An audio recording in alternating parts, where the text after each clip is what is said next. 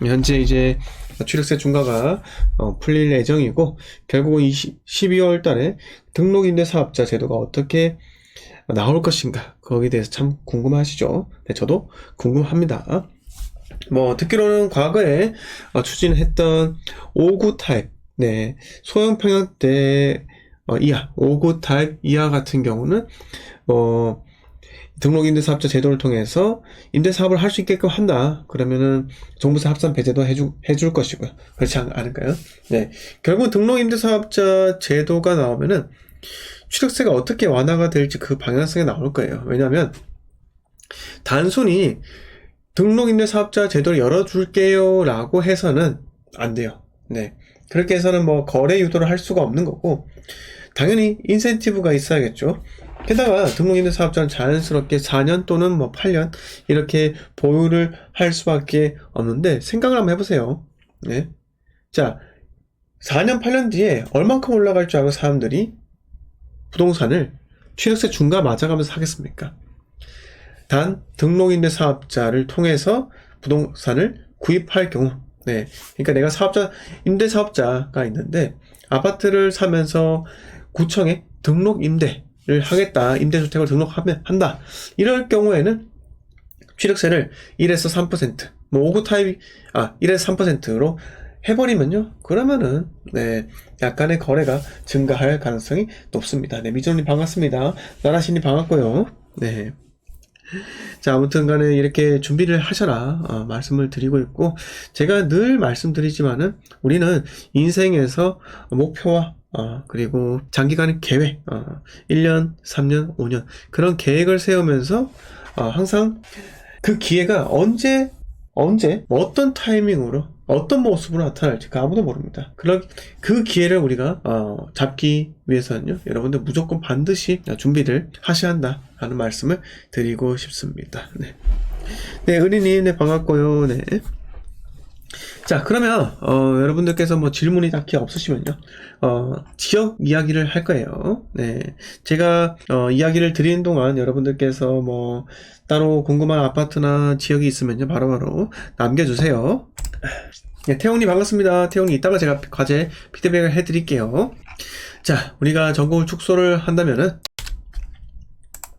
자, 우리가 경기도 서울을 이렇게 중심으로 이렇게 긋고요, 남쪽은 경기 이남이라고 하고요. 네, 한강 이남이죠. 결국 경기 이남, 그리고 경기 이북, 네, 경기 북부 지역의 대표적인 지역이 어디입니까?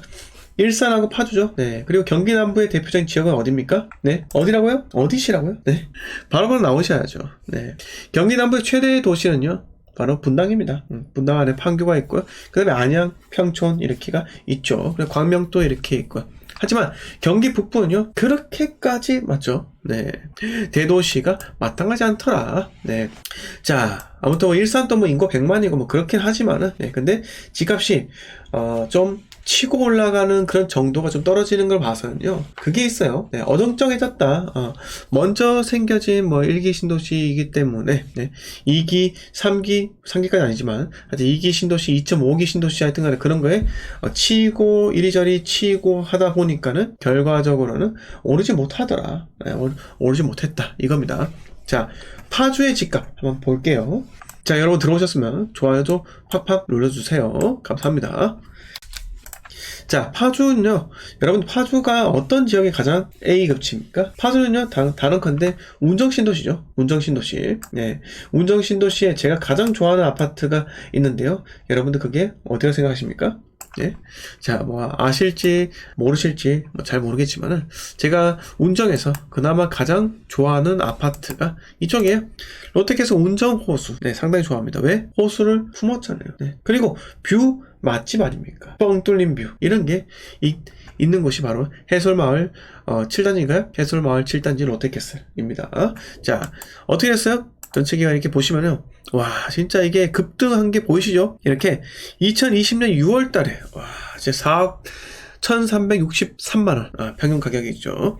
28건이 거래가 되었는데, 여러분들이 2022년 6월 달에, 네, 이때 매도를 했으면 참 잘 매도를 한 거죠. 바로 2억 먹고 나갔을 건데, 근데 거래량을 보시면요, 그렇게까지 거래가 많이 이루어지지 않은 걸로 봐서는 아마 전세 끼고는 매도를 하기가 좀 어려웠을 거예요.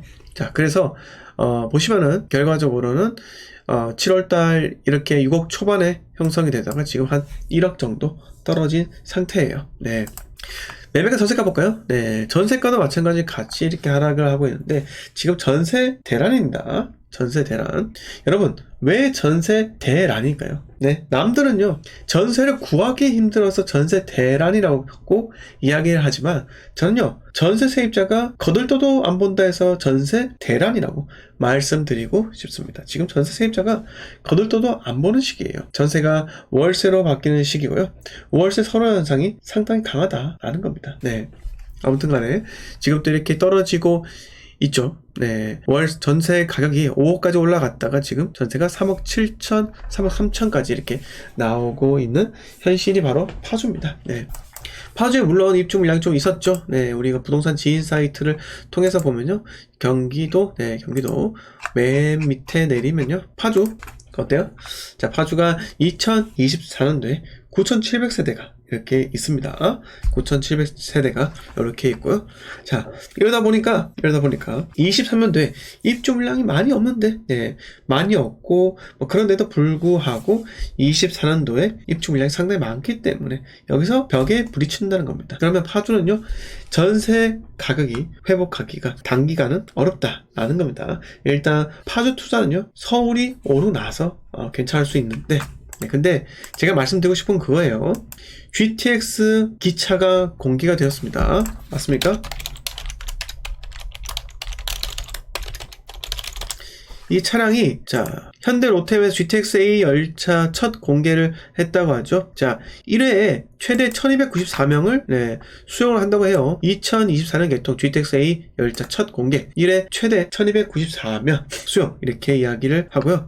자, 현대 로템은 경남 창원 공장에서 수도권 광역급행철도 GTX-A 출고식을 이렇게 열었다고 하고요. 자, 서울을 종단해 파주 동탄에 있는 총 82.1km 길이의 노선이다 이렇게 이야기를 하고 2024년 상반기 수서 동탄 구간을 시작으로 순차 개통이 예정되어 있다 이렇게 이야기하고요. 노선에는 파주 동탄역을 포함해 삼성역, 일산역, 창릉역 등 총 11개 전용 역사가 건립된다 이렇게 이야기가 나왔습니다. 자, 그러면 파주는 당연히 되겠죠. 파주에서 서울역까지는 바로 연결되지 않겠나, 바로 1단계로 발표가 되지 않겠나라고 생각이 들기도 한데, 자, 그래서 보시면은 이래요. 네, 뭐 아무튼 간에 원희룡 우리 희룡 형님께서 GTX 시대로 한 걸음 다가섰다 이렇게 이야기를 하셨고요. 2024년 상반기 수서 동탄 구간을 차질 없이 개통하고 나머지 구간도 순차적으로 건설해 GTX망을 빈틈없이 완성하겠다고 밝혔다고 합니다. 자, 파주부터 파는데 네, 여기서는 이제 상반기 수서 동탄부터 먼저 개통한다고 하잖아요. 그러면은 아마 제 생각은요, 밑에서 조금 위에서 조금 지금 강남을 관통하는 그 라인이 지금 확정이 되지 않았기 때문에 약간 좀 시간이 조금 질질 끌 수가 있겠죠. 근데 뭐 특히 경기 북부 같은 경우는 빨리 해라 이렇게 이야기를 하고 있기 때문에 금세 뭐 하지 않겠나. 경기 북부 그러니까 파주부터 해가지고 서울역까지 이 사이 그 다음에 뭐 수서동탄 이렇게만 하더라도 엄청난 효과가 뒤따릅니다. 자, 여러분들이 저기 신분당선 또는 저기 수인분당선을 타면은 이 수서역 일대가 어마어마하게 막히고 지금 SRT가 여러분 동탄부터 수서역까지 SRT 타고 출퇴근하는 사람들 상당히 많기 때문에 SRT 대란이라고 이렇게 표현을 합니다. 자, 미정님께서 GTX 요금 비싸면 이용할까요? 아마 그래도 SRT 타고 출퇴근하는 사람들이 있기 때문에 그것보다 싸게 하잖아요. 그러면 충분히 이용하지 않겠나라는 생각이 듭니다. 사람들은 결국 심리적으로 비교를 할 수 있는 비교를 하기 때문에 비교해서 비용 대비 편익이 좀 괜찮다 이러면은 아마 이용하지 않을까라는 생각이 듭니다. 네, 조태꾸알 네, 젤리님께서 이렇게 좋아요와 댓글 그리고 알림 버튼 구독과 네 이렇게 이야기해 주셨고요. 여러분 들어오셨으면 좋아요 좀 눌러주세요. 네, 업타운님 반갑습니다. 업타운맨님 반갑습니다. 드림님 반갑고요. 라피타님 반갑습니다. 비자님 반갑습니다. 김혜라님 반갑습니다. 유지연님 반갑습니다. 자, 어느새 어른님께서 동부상권 직장이고요. 무주택자이고 곧 전세 만기라서 일광 한신더휴 센텀폴의 1단지 가려고 하는데 괜찮을까요?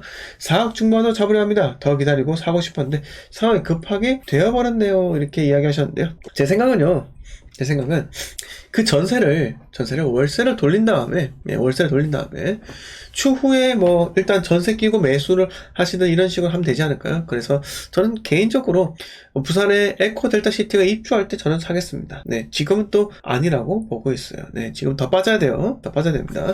자, 어느새 어른님께서 이야기 하시다시피 저기 일광 한신더유, 네, 일광을 이야기하시는 게 그거예요. 보시면은 해운대와의 접근성, 그리고 차를 타면요, 또 뭐 해운대랑 뭐 가깝기도 하고, 그 다음에 기장철마 요 부산 외곽 순환도로를 또 타면요, 네, 또 김해까지 또 가깝기도 합니다. 네, 이렇게 해서 인제대까지 나오고 이렇게 하고 있죠. 네, 이렇게 물금도 갈 수도 있고, 네, 이러니까요. 그냥 그 다음에 또 뭐 일광에 살면은 또 이렇게 타고 가가지고 노포부터 해가지고 또 부산대 앞에까지 또 직장이 또 많기도 합니다. 또 일광 주변에 뭐 정관 쪽에 해도 산업단지가 또 있기도 하고, 또 울산까지 또 위치도 괜찮고 하기 때문에 선호를 하는데, 제 생각 그래요. 굳이 이거를 지금 매수할 필요가 있을까라는 게 제 생각입니다. 지금 자, 7월 달에 5억 7천에 거래가 되었는데 그다음부터 어떻게 될지 몰라요. 네, 자, 이렇게까지 떨어질 수 있다는 겁니다. 기다리세요. 제가 뭐라고 말씀드렸습니까? 오늘 제목에 제발 내년 8월까지 어떤 아파트도 매수하지 마세요라고 이야기 드렸죠. 그러니까 지금 한창 심리가 흔들려서 지금 붕괴되고 있는 마당에 그걸 내가 떨어지는 칼날을 잡을 필요가 전혀 없다는 겁니다. 전혀 없다는 거예요. 그래서 여러분, 제발 제가 말씀드린 건데, 일단 내년 8월은요 상반기잖아요. 1, 2, 3, 4, 5, 6까지가 상반기고 7, 8이 이제 하반기 접어드는 그런 시기인데, 7, 8 같은 경우는 상반기 때 어떤 정책 규제가 완화되는지, 특히 취득세 중과 완화되면서 대한민국에 어떻게 흘러가는지 그걸 보면서 결정을 하자고요. 그걸 보면서요. 네. 그리고 부산 같은 경우는 23년 연말에, 네, 자, 어쩌다 어른님, 부산에 23년 연말에 뭐가 입주해요? 어떤 게 입주합니까? 혹시 아십니까? 23년 연말에 부산에 뭐가 입주하죠? 그쵸? 레이카운티 바로 나오잖아요. 4,470세대입니다. 그게 입주하잖아요. 이게 부산의 소용돌이에요. 네. 단일 아파트에서 4,470세대 중에 뭐 3,000세대가 일반 분양이었죠? 그게 동시다발적 입주하는 생각해보세요. 물론 엉뚱한 사람들은요, 4,470세대에서 전부 다 입주하는 게 아니다. 그 중에 조합원도 물건도 있기 때문에 그 사람들 직접 들어간다 라고 생각하는데, 조합원들 다 부자인가요? 네. 자, 자금이 안 되면요 전세를 칠 수밖에 없습니다. 본인이 들어가지도 못하기 때문에. 네. 그리고 레이카운티 입주할 때 어떻게 자기 집을 팔고 들어갈 수가 있겠습니까? 그런 사람 흔하지가 않아요. 그래서 부산에 23년 11월 12월 달에 어마어마한 핵폭탄, 네, 핵폭풍. 네, 지금 여러분 보세요. 동네 레미안 아이파크가 입주한 지 1년 됐어요. 자, 동네 레미안 아이파크 입주한 지 1년 되었습니다. 네.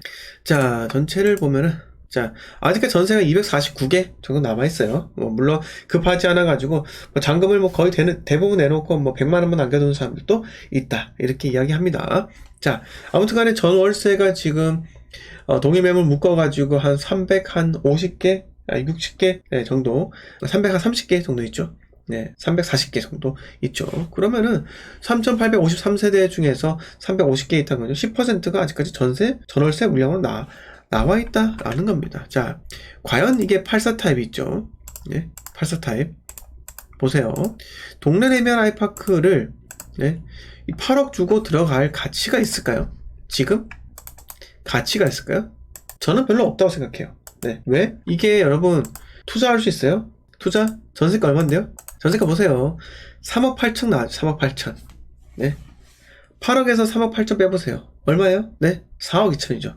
4억 2천 들여서 동네 레미안 아이파크 산다? 이건 말이 안 되잖아요. 네. 왜? 부산에 앞으로 입주 물량이 많기 때문에 굳이 내가 무리해서 들어갈 필요도 없다는 겁니다. 자, 생각해보세요.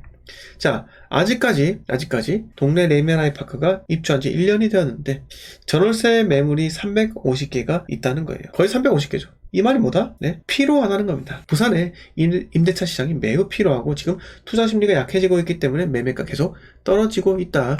이 동네 레미안 아이파크 있죠, 여러분? 이거 10억, 11억 하던 거예요. 지금 보세요. 8억이 나와있죠? 3억 날라갔습니다. 네, 제가 사지 말라 했는데 산 사람이 꼭 있더군요. 자, 레이 카운티는 아직까지 정신을 못 차린 것 같은데, 자, 보세요. 23년 11월까지 이렇게 11월에 입주를 하고 있고 할 예정이고요. 자, 34평을 보시면은 8억 4,600부터 해서 이렇게 있잖아요. 이거 거래 안 됩니다. 왜요? 4,470세대잖아요. 네. 이 전세 나와 있어요? 전세 아직 없죠. 네. 아무튼 간에 더 지켜봐야 됩니다. 절대 지금 가장 금매가 많이 나왔다 해가지고 지금 들어가는 거 절대 아닙니다. 일단은 제가 말씀드렸죠. 취득세 중과가 완화된다. 완화된다. 그게 만약에 예를 들어서 3월이든 4월이든 완화 발표가 난다. 그럼 어떻게 됩니까? 기다리세요. 네. 시장이 어떻게 흘러가는지 그때 호구도 등장하게 될 겁니다. 가가지고 막 들이받고 살려고 하는데 그런 사람들은요 가장 먼저 머리가 깨지게 되어 있어요. 조심하시기 바라겠습니다. 네.